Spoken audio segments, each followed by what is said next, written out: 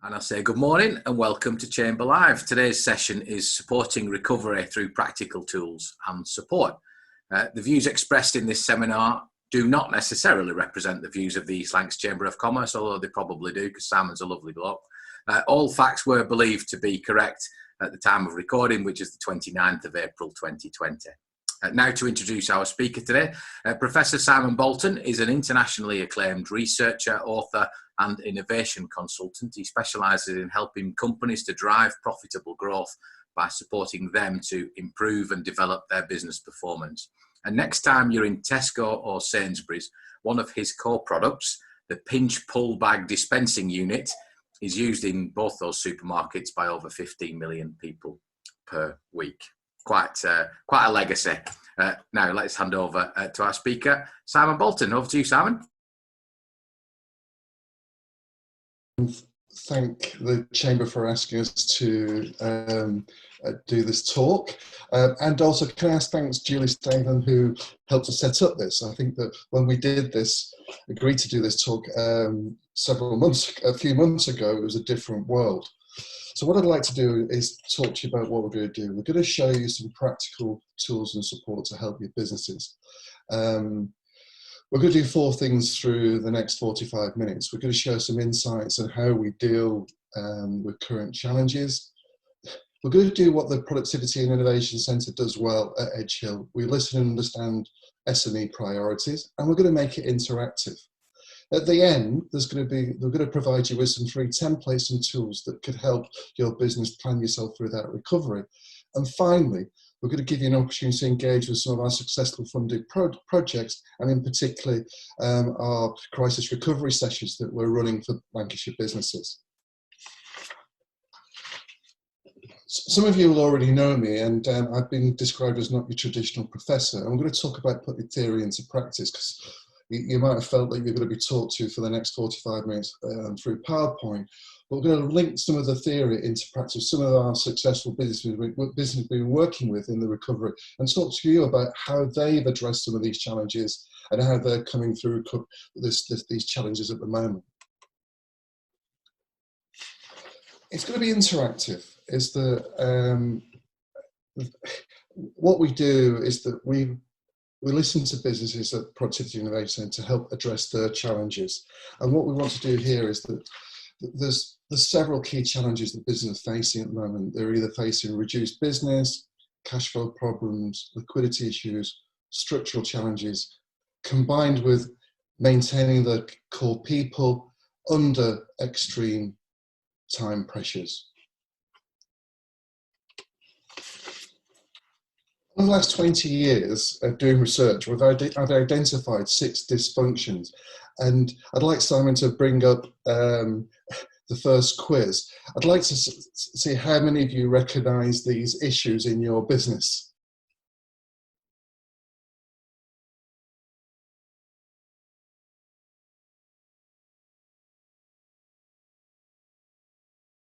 We'll complete that.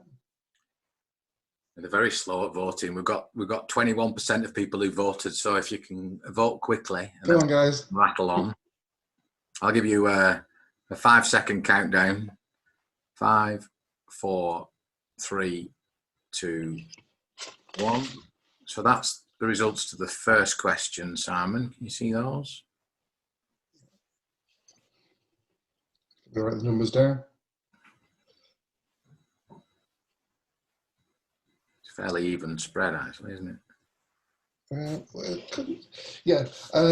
If we close that, we can move then to the second one. Is what's your priority that you need to address in your business out of those 6 dysfunctions?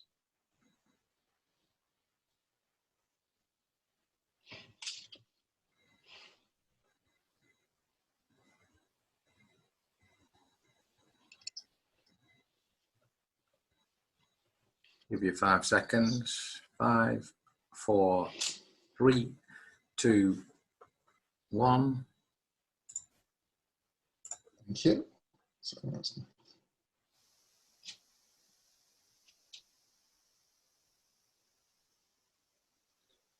Right, thanks for that. Close that, Simon. From our experiences, you're not on your own. I've done this research all over the world at SMEs, large businesses.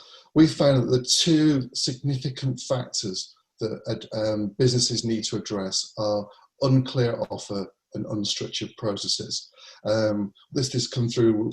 We've been dealing with over 90 companies in the last 18 months, and these are the two primary things that we help organisations to address to become more resilient and more effective.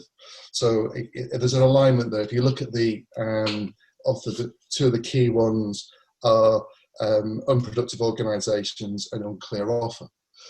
For the four case studies that I'm sharing with you is that all these four companies have addressed these two key issues, producing a clearer offer and addressing the unstructured processes. And these are quite fundamental in helping organisations to put the framework in for more effective recovery. Underpinning these, I want to talk to you now about four key building blocks that help organisations move through this recovery process. We've identified there are four key building blocks, and it relates to both internal and external activities. There's the actions you've got to think about, the focus that you need to establish, the process that you've got to go through, and the tools you've got to use to help make this happen. And over the next 15-20 minutes, I'm going to explain how to focus on that and give you some examples.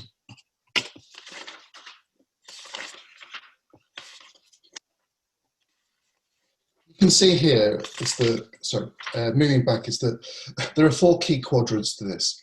We encourage people to understand what critical adjustments they need to focus on, how to engage with their customers, what are the supply chain measures that they need to consider to make those actions work, and very importantly, how they engage the workforce within this process.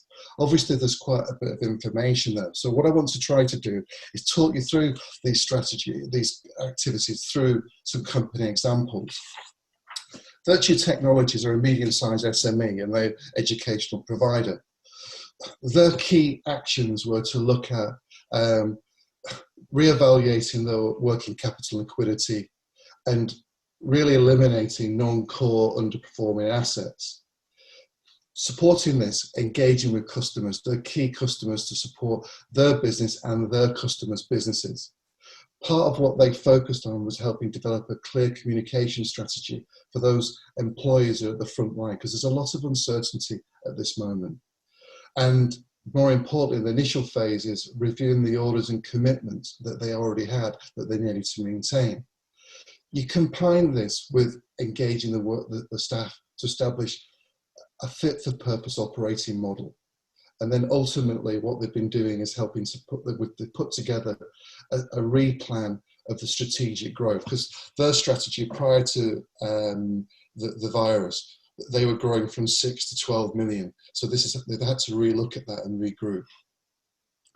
Secondly, I want to share with you is M4B. They're a small SME who focus on CRM and digital. One of their key things was about conserving cash, controlling discretionary operational and capital expenditure, and eliminating all non-core underperforming assets. Is that with a smaller team, engaging with the workforce was even more important for them. Is the fact that they had to furlough probably 60% of the staff and put together a fit-for-purpose operating system that would offer both for their business and their customers. Their challenge is that 50% of their business was digital in retail, so that took a big hit. But the other side of the business, on the CRM business process improvement, has been growing quite rapidly. So they've been helping themselves maximise the use of digital business technologies as well as their customers. So you can see, looking at this, how the different businesses have used these key four actions to start to think about what they need to be doing. The second component is what to focus on. Is that, in essence, you're managing cash against the impact of your business. Depending on your vulnerability, in terms of your business flow, there are 4 different quadrants, from repositioning, obviously, to the cash focus, from strengthening position. For some businesses, which I'll talk about, their particular products and services are booming at the moment. So there's a negative and a positive side to this. And some businesses are having to deal with a lot of demand in a short period of time, through to also what are the recovery responses. And I'll just share with you, for example, Nugent Sante, they're a specialist insurance and health brokers. They deal with business risk and health insurance matters for small to corporate businesses. Their priority was to ability to meet the need of the demand, because a lot of clients weren't cancelling the policies. They were looking to strengthen those and make sure that their income, their protection was in place.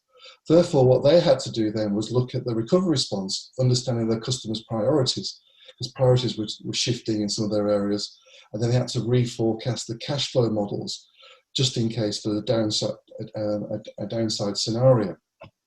So you can look at the 2 businesses between Virtue and Nugent at complete different scenarios. We then moved to Viva PR. They're a leading Northwest PR agency, and before the crash, they're massively expanding, highly profitable. What they've had to do is look at the refocused liquidity, understand the responses from their customers. Their customer base now, their priorities are changing. They've had to put in the right size cost structure and reassess their service portfolio for short-term gains.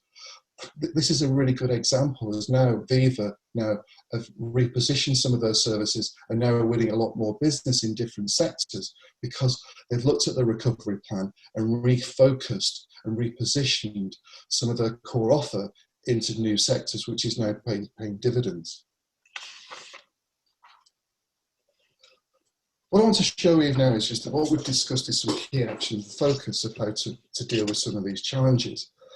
The next stage, I want to show you how you can put this into an effective plan and make it happen. Because the 4 businesses we've been talking about is that we've discussed those, the focus and the actions, but importantly, it's how we help them to put that into a process of achieving that those objectives. What I'm showing with you here is fundamentally the recovery is based on 3 things: having a plan, being in control of the issues, and monitoring those as you go through that cycle. And our recovery support is based on 4 phases, which I'll discuss. This is our recovery curve. It's helping businesses to react, plan, stabilize the business, and then refocus. We don't focus with insolvency, and we're helping businesses avoid going into that bottom grey area. Next, what does this mean? This appears a lot of things to consider. And what I'm going to show you now is how we break this into bite-sized chunks and address this. And within this process, there are 4 phases that we've just discussed: the react, plan, stabilize, and refocus. And these are the primary things that organizations need to focus on. However, that's a lot of information. If you see now, we work with businesses to make sense of this and help them to, in terms of react, understand their customer priorities, help them control, maintain, forecast, manage, and define their supports.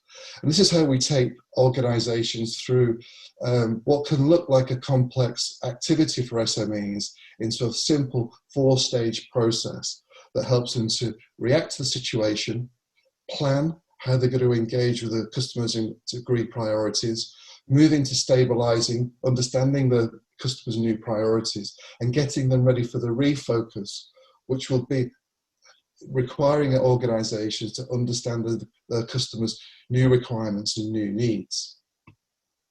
What you'll see now is how we've then mapped these key parameters into an action plan. So if you look now, this is the dynamic recovery plans that we've been putting in place with organisations, and you can see how we help people navigate through taking the concepts of understand, redefine, reassess, reforecast, and put this into an action plan. The concepts for us is this, we've developed with these organisations is 4 phases: the pre-lockdown, lockdown, restart and restart. And it's helping them understand their customer requirements, how they're going to address those requirements, linked to their performance, their product priorities, their internal practices, and how they're going to support their people, through to establish a clear internal communication of the service options and a restart strategy for when the lockdown starts to open up. What I'd like to do now, we'd like to understand where you think you are in these 4 phases. So if Simon can start the quiz, that would be great.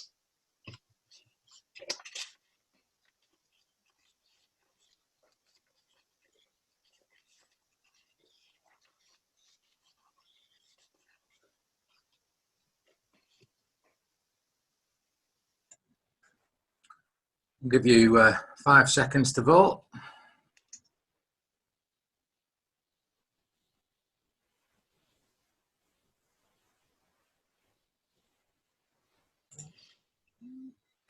Thank you.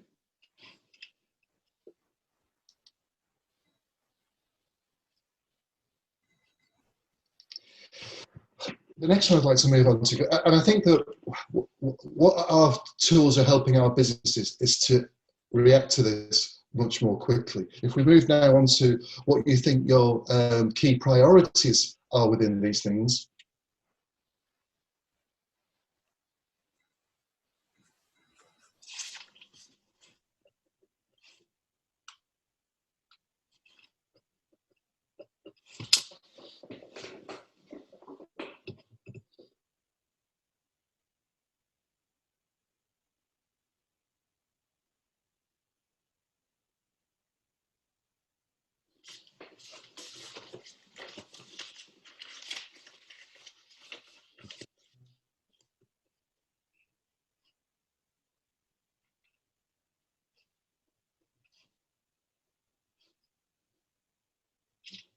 Thank you.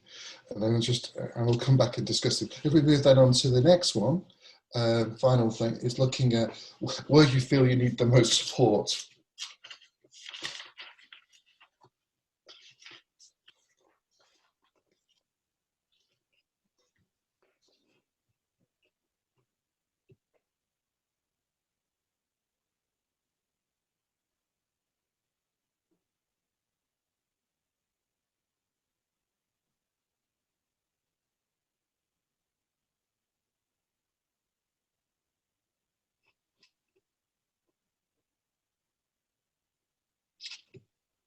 Okay, thank you.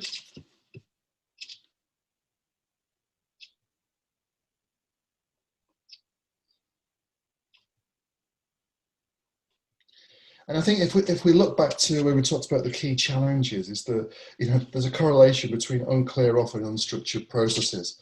I think if we move on to, thank you, Simon, to what we found in driving the recovery process, there are 4 key drivers: effective monitoring, formalised target setting, systematic operational practice, and effective people management. And what we're seeing here is that what we're trying to, with these strategies, we're doing 2 key things. We're trying to help business maintain their value and build business resilience through these processes. And if we move down onto just talking through some of these strategies, our dynamic recovery process has helped our businesses we've been working with to react more effectively and plan better.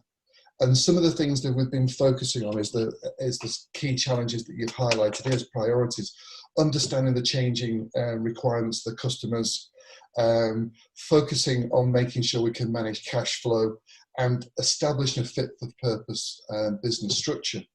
And you can see is that with the 4 businesses, for example, M4B, is that, again, going back to this issue about understanding changing customer priorities, what they've had to do is prioritise key market sectors and target key owners to undertake and use some of their key services. For example, they'd seen a reduction in the digital marketing activities, but an upsurge of people realising the fact with this downturn period, they need to do some of the activities they hadn't done previously in terms of their productivity, and therefore their other service in terms of CRM systems is much more desirable.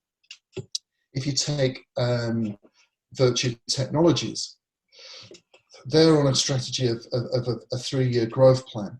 Within that, we've been helping them to restructure their internal processes. They decided that this was a key time to use this period of lockdown to engage their staff in improving the use of their CRM process, so that when the lockdown opens up, the business is ready then to move forward. What they've also done is they've revised the business plan to ensure that they maintain their current position in the marketplace. So when the lockdown finishes, they're in a healthy position against their competitors. And again, if you look at Nugent Sante, is that one of the things that they've done is again engage their staff in undertaking targeted process improvements in their sales process, so that they were able to better offer prioritised services to key sectors, but also put in the infrastructure so when the lockdown removes, they're ready to go.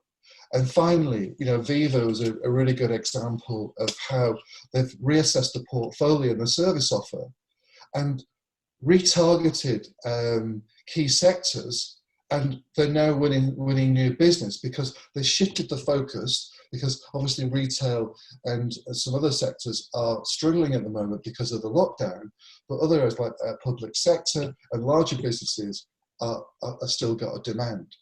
And so you can see here, these 4 businesses have addressed some of your priorities of understanding changing customer requirements.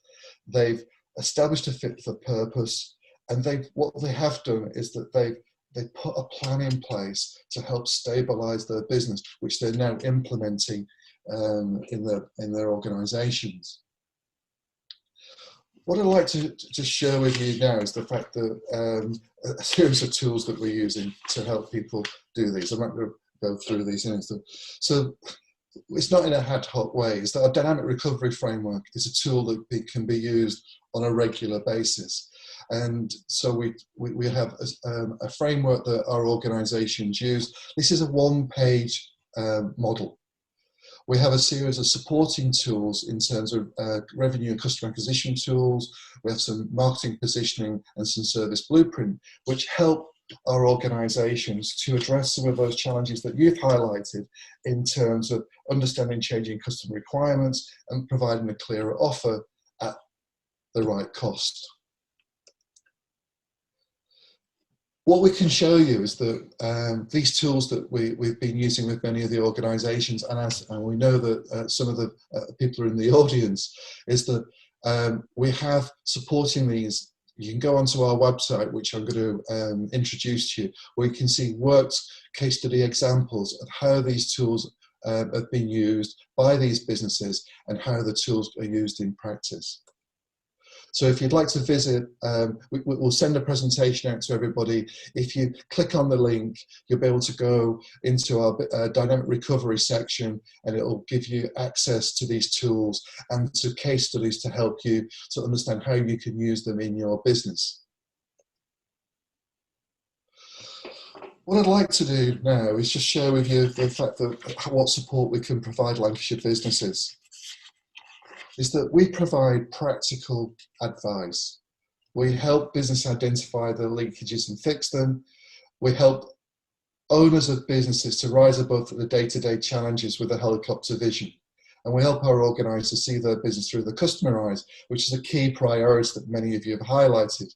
And more importantly, what to say no to in these challenging times.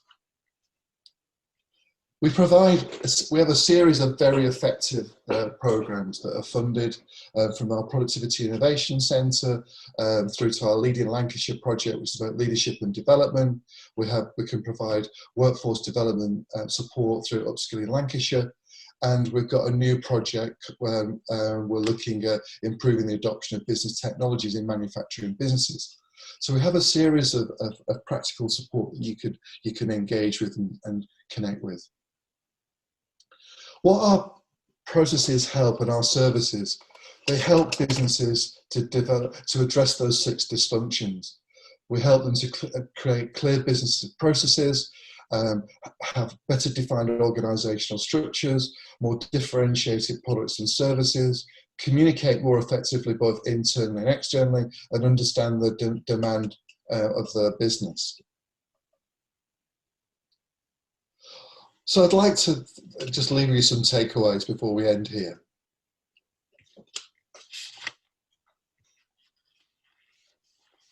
Is that this process has 4 key steps to it: react, plan, stabilize your business, and refocus.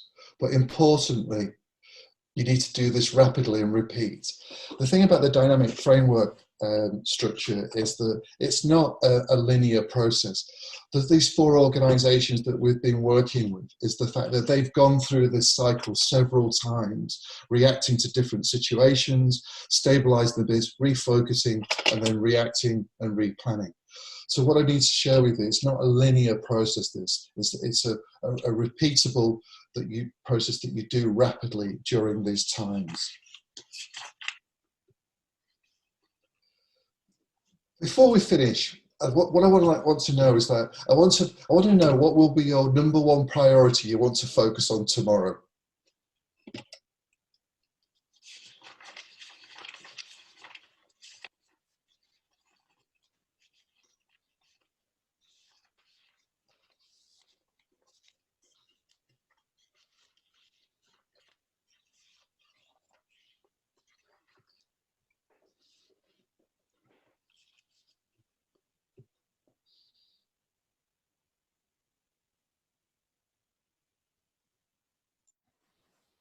Give you 5 more seconds.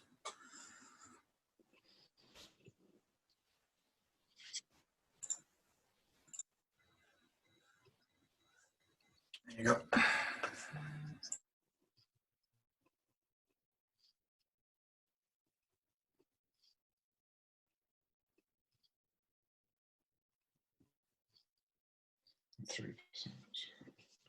So thank you for that. So if we look at here, we've got a thread through these issues.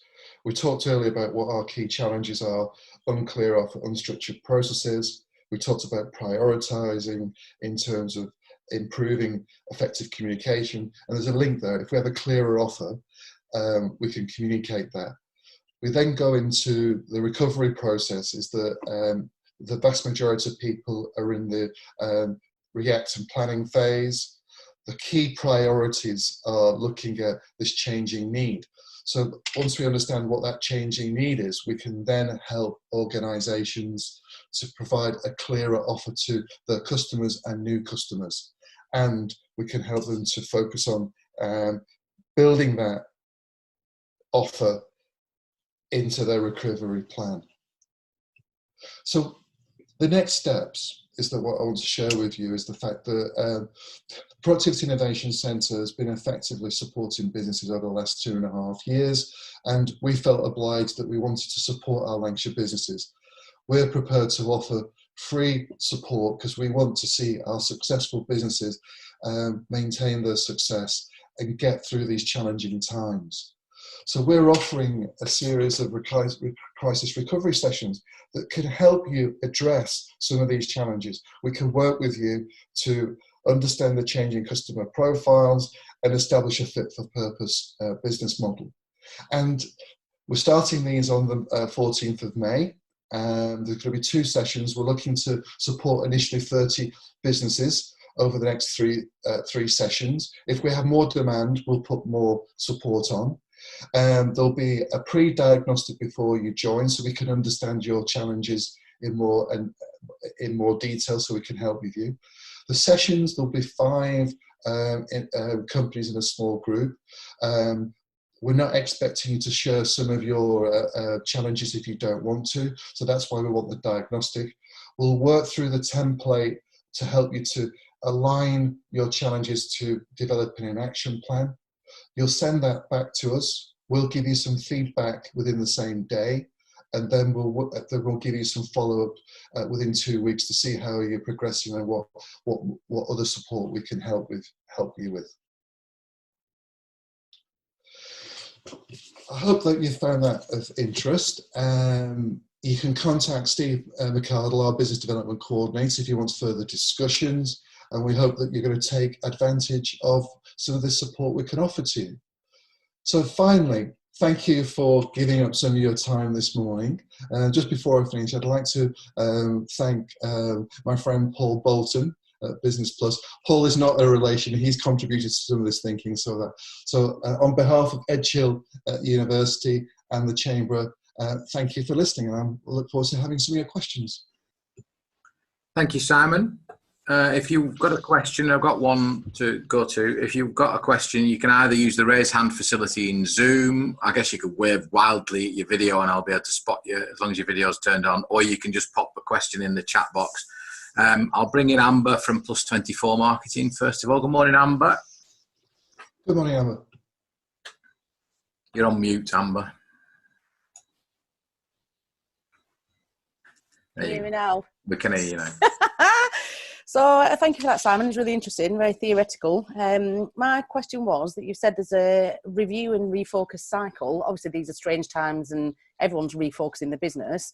But in a normal world, how often do you think that businesses should go through this cycle and review where they are and where they're going? First, Emma, this is not theoretical. We're dealing with actual business to help challenges. Yeah, so of course, yeah. There's some theory. No, it's important this because yes, we do research, but we are working with Lancashire businesses, Liverpool business, Northwest business to make this happen. I think that for the Productivity Innovation Centre is that our innovation sprint process has changed a lot of businesses' perception about strategic planning. Is that constantly we have organisations say we haven't got time to do it. Is that we've got people like Door4 over here, many other businesses in Lancashire who've seen phenomenal change by changing the mindset of how they focus. So annually they should be doing this. But during that process, when you have severe challenges, they have to react to it. So this is why this dynamic framework's been developed to give people a simple tool to help them think about these challenges and how they react to those. So to your first question, annually, it has to be part of your business strategy. Because how do you plan? I'm still on mute. Yeah, I completely agree. I just wondered whether it was a longer term strategic process. In previous jobs, I've had 3-year plans, for example, but I agree with you that it should be more often. So, and I think that going back to that, I think that what's happening is that we see a 1, 3 and a 5-year cycle. I mean, firstly is the fact that is helping business to, we deal with scale up businesses, companies that have been on average been operating for 10 to 12 years who are ready to grow. So the first year is restructuring, repositioning, and then we move into 3 and 5 year cycles. So, but the initial question is every year you need a plan. What do those numbers mean? What does it mean to your offer, the market, the demand, and your people? So it's a 1, 3 and 5 in simple terms. thank you for that. Thank you. Thanks, Amber. Sharman Frith Hemmings, you want to put a question? I'll try and find you and unmute you. Yeah, your microphone should go live now, Sharman.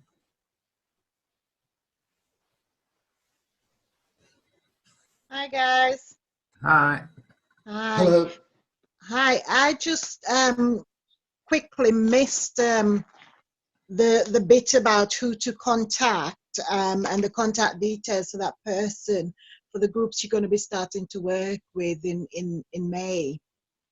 You know, Yeah, it's we'll send the presentation to Simon, who'll then will distribute to everybody who's got the email. It's Steve McArdle at Edgehill University, so he's the key contact. Or you go to edgehill.ac.uk/pick/, and there's an information box there. We'll respond to you. Oh, brilliant! Thank you. Thanks, Sharman. So and thanks for that, Sharman. Is that we have a team of 9 business development support people, so we have a very effective team. So there's people there who will respond to you and get back to you. Oh, brilliant! Thank you very much. You're very welcome. Thanks, Sharman. Simon, what we're seeing at the Chamber is businesses falling into one of 2 camps. One camp is doing very much what you advocate and planning and responding and taking aggressive action, or just taking action and reformulating plans. The other camp are literally just shutting down and hibernating. Do you have a view on whether hibernating is a legitimate option for a business, or do you think that's a bad thing? No, I think that I think it highlighted in many of the organisations that there is some down periods. So it's how you use that opportunity to improve your infrastructure in your business. I mean, the offer. So no, I don't think they should be hibernating. I think the fact that you've got to get ready. There's 2 spectrums. One, keep engaging with your customer base so they know that you're there to support them. So when the good times come, they recognise that you've been there to support them. Second issue is the fact that understand how your service priorities will change when that upsurge comes. And underpinning that is the fact that we all say we haven't got enough time in our business to make some of the improvements that we want to do. So we've been encouraging a lot of our organisations to look at the process improvements, productivity. So my simple question is, I think it's quite dangerous. It's dangerous on 2 things. Firstly, you lose connection with your customer base. Secondly, you disengage your staff. And thirdly, you leave yourself behind the curve of your other competitors.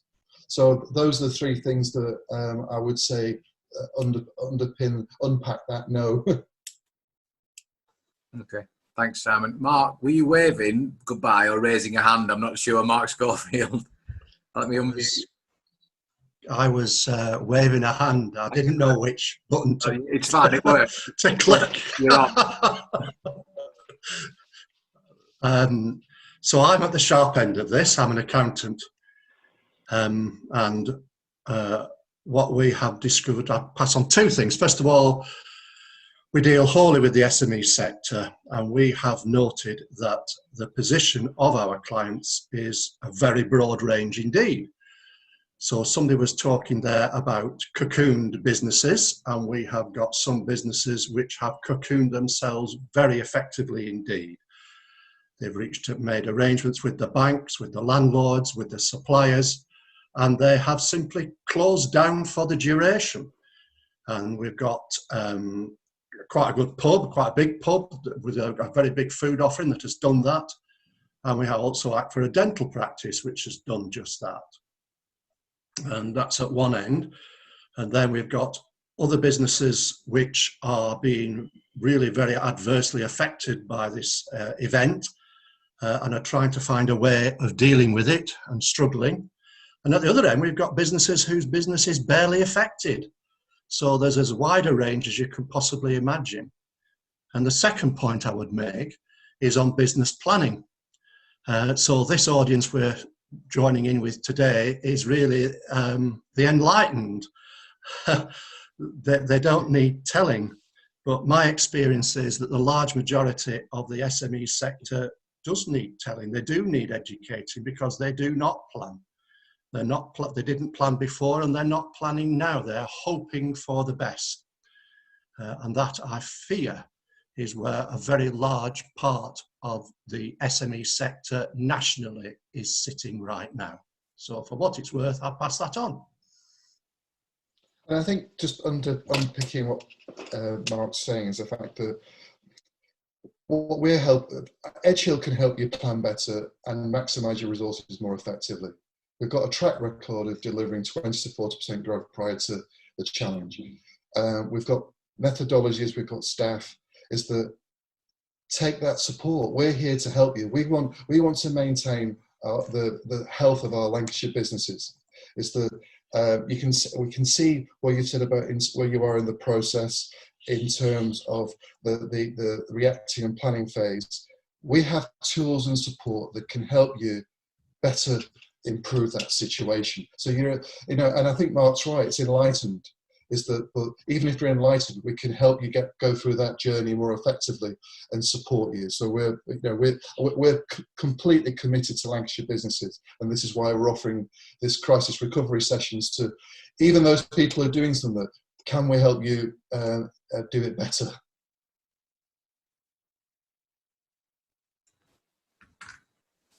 Okay, thanks, Simon. I know we've got Leon. We've also got Viva on. I wonder, either Tony or Leon, do you want to just come in and give a bit of a 60-second summary of the benefit you got from engaging with Simon's team?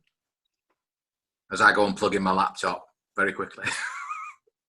I can jump in there if you before you, Tony, if you want. Yeah, so we worked with Salmon and Edgehill in mid 2018, and we worked to redevelop our value proposition essentially in the business through the various processes at the PIC with Simon. This has really benefited us in the current situation, because one of the main outcomes of the process is that we really focused our customer fit, worked out the types of businesses where Norfolk could gain the most value, could make sure that we were working with clients that would retain us, that would give us the workload that we really wanted. The net result of that right now is that the vast majority of our clients continue to need us through this crisis. We work with a greater proportion of e-commerce businesses, of which anybody that's working in e-commerce at the moment knows that it's been, in many cases, has been untouched or is thriving in this unfortunate situation. So at the moment, our business is almost as business as usual. I'm cautious to use the term business as usual, but trading is solid, and that is substantially down to the work that we did with Edgehill about 18 months ago. Cool. Thanks, Leon. Tony? Thanks, Simon. In the work we've done, similar time frame really, I think, well, it was through Leon that we got involved with Edgehill. Having a coffee with Leon, he described the process that he'd been through, and with his usual enthusiasm, shall we say, if anyone knows Leon. I can only say that we're wordsmiths effectively. We've never been really great with numbers, but the numbers since working with Edgehill, our turnover's up by 135% this year, profit up by 37%, and that's even today. Those are live figures that I from today, and I can attribute 99% of that then to Simon and his team at Edgehill, because of the way they've helped us shape what was. We've always been very good at what we do. We've probably not been very good at running a business, if that makes sense to anyone. And while if you were sat there baffled by Simon's slides and models and so on, which I was, because he always talks like that, but there is an awful lot of sense in doing that kind of work, and really taking those steps that he's described. And when you're busy doing the day job, it's very difficult often to find that time, but it's invaluable, as you know, the stats show. So I was interested to hear what he might say this morning. There's always new stuff that you'll glean out of a session with Simon and his team. But yeah, we've had to refocus. We've still got some of our team on furlough. We've not gone out of this unscathed, but there's certainly green shoots. And in terms of the structure of the business, we're well placed. I have no fears. I don't lose any sleep at night, and a lot of that is down to knowing that we've got a solid structure in place, and that by doing the things that we do right, we'll get through this. Thanks, Tony. I think what it's really talking about is that, the first question highlighted that you need a plan. You've got to invest time, but you've got two examples there where two successful businesses have improved their business resilience. That's helped them both grow when there's an opportunity and respond to challenges. So, thank you for those to that. But they're one of 50 businesses that we're helping grow in the thing. And thank you to Leon and to Tony, because they're the best advocates of what we do. And Mark's been involved in it as well, so he's another advocate, because it works. We have a team of people who have been progressively supporting businesses. We've been that successful. Liverpool now wants us to strategically partner with them to do the same thing. What we're here, guys, is to help Lancashire businesses. We're not here, this is not a sell. We're here, we're saying we're going to help you. And I think these were two really good examples of businesses who are seen as successful business in Lancashire, who wanted to be more successful. So please join, contact us, and we'll help you. Great. Any last questions for Simon?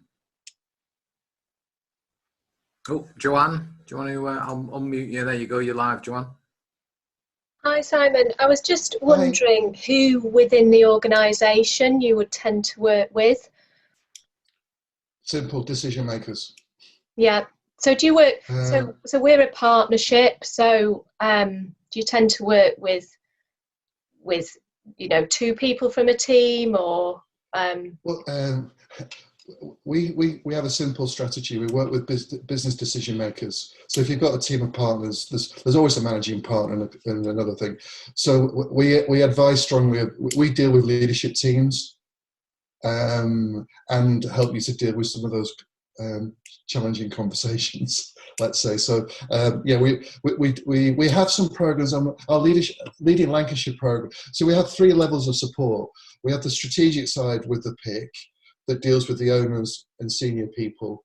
We have our Leading Lancashire program that supports leadership and development in high to mid managers, and we have our workforce development program. So we have we have a overall strategy. But in terms of things we've been talking today, we deal directly with business owners and decision makers to help them to address these challenges, because it's a lonely place. And what we're saying is that what we want to share with you today is that some of these challenges are common to many businesses, and we have a lot of experience of helping people navigate tailored solutions to those problems for you. Yeah, that's wonderful. It looks great. We've had a meeting this morning, and we've got a long list on an Excel spreadsheet of things that we feel we need to do, and I can see that it does look a good framework to be able to structure perhaps what to do first.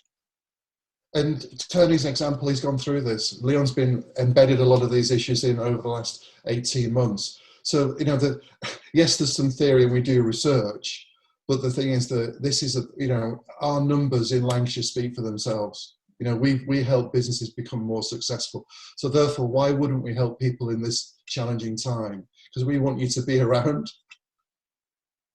That's lovely, thank you. You're more than welcome. Thanks, Joanne. Jen, do you want to come in with your questions? Hi, hi Simon. I was just wondering, as with a different hat on to my chamber hat as a manufacturer, is there a particular sector that you guys find it more easy, I guess, to work with and see more success from? No. We specialise in hard to reach SMEs. Is the profile of We Challenges is that we don't deal with startups. We deal with scale-up businesses, and many of these businesses feel as though they've had some support in the past. It didn't quite work, so we focus on our key strategies for the Northwest and Lancashire. So we have a manufacturing strand, we have a public professional business services strand, creative industries. So within our team, we have specialist business development coordinators who have experience in those sectors. And can you tell me, does it affect your de minimis claim? It depends how much you've had, doesn't it, really? Right. But it's one of the things we go through. But I think that in terms of this crisis recovery thing, is that this is not a funded program. I'm personally offering this to 30 businesses over the next 3-6 weeks to support business. We have other programs that are funded, but this is separate to that. Is that we feel committed to some of our really successful businesses in the region. Is that why wouldn't we, as a university, want to support people who typically support us in the good times? Okay, great, thank you. Good to know. You're welcome. Do you have a second one, Jenna? Is that you done? I merged them into one. You merged them into one. Seamlessly done. Well done. Okay. Well, if there's no one jumping up and down and raising their hands, we'll wrap up. Can I ask you to give a virtual Zoom round of applause to Simon? Thank you, Simon. Thank you. Thank you. And Simon, you'll be. Can you distribute the presentation so people can then contact us? I can do now. I'm pleased to say I've got 86 emails waiting for me when I get off this Zoom call, because Chamber emails are now up and running. Yay! So one of my first jobs will be to send a follow-up email to everyone who's registered, and I'll circulate the slides and your contact details as well, Simon. Or are you happy with that? Yeah, it can be contacted, but go through the Edgehill Connect, because then there's a team of people who can manage that process. Right. But so I'm happy to speak to anybody as well. Yeah, brilliant. Thank you, Simon. Thank you, everybody, for giving the time up, and I hope that we'll see some of you soon. Thank you. So we'll put that in the follow-up email, and also chamberlive.co.uk, and a link to all the future Chamber Live events. Please do check out that and register. We'll see you on Chamber Live next Monday at 2 o'clock. Stay safe, everybody. Thank you. Bye. Bye-bye. Bye-bye.